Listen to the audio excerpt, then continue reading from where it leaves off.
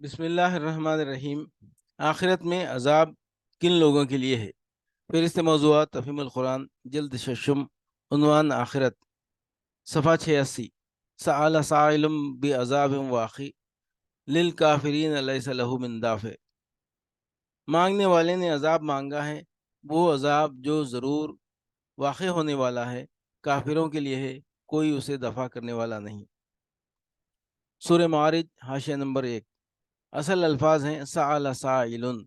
بعض مفسرین نے یہاں سوال کو پوچھنے کے معنی میں لیا ہے، اور وہ آیت کا مطلب یہ بیان کرتے ہیں کہ پوچھنے والے نے پوچھا ہے کہ وہ عذاب جس کی ہمیں خبر دی جا رہی ہے کس پر واقع ہوگا، اور اللہ تعالیٰ نے اس کا جواب یہ دیا ہے کہ وہ کافروں پر واقع ہوگا۔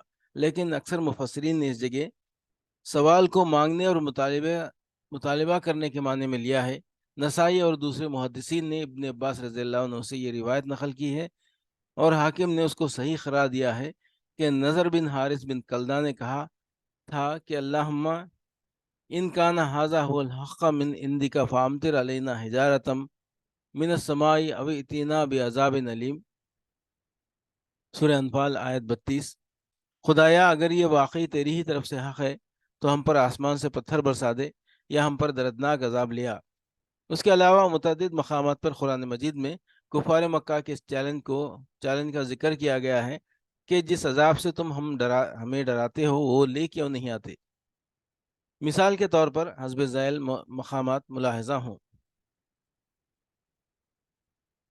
عذاب آخرت کن لوگوں کے لیے ہے؟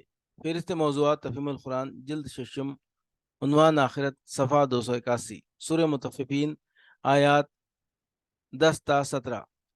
ویل یومئذ للمکذبین الذین یکذبون بیوم الدین وما یکذب به الا کل معتد نسیم اذا تتلی علیہ آیاتنا قال اساطیر الاولین کلا بل ران علی قلوبہم ما کانوا یکسبون کلا انہم عن ربہم یومئذ لمحجوبون ثم انہم لصال الجحیم ثم یقال ھذا الذی کنتم به تکذبون۔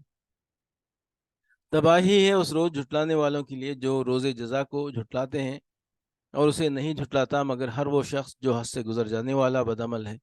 اسے جب ہماری آیات سنائی جاتی ہیں تو کہتا ہے کہ یہ تو اگلے وقتوں کی کہانیاں ہیں۔ ہرگز نہیں، بلکہ دراصل ان لوگوں کے دلوں پر ان کے برے اعمال کا زنگ چڑھ گیا ہے۔ ہرگز نہیں، بالیقین اس روز یہ اپنے رب کی دید سے محروم رکھے جائیں گے، پھر یہ جہنم میں جا پڑیں گے، پھر ان سے کہا جائے گا کہ یہ وہی چیز ہے جسے تم جھٹلایا کرتے تھے۔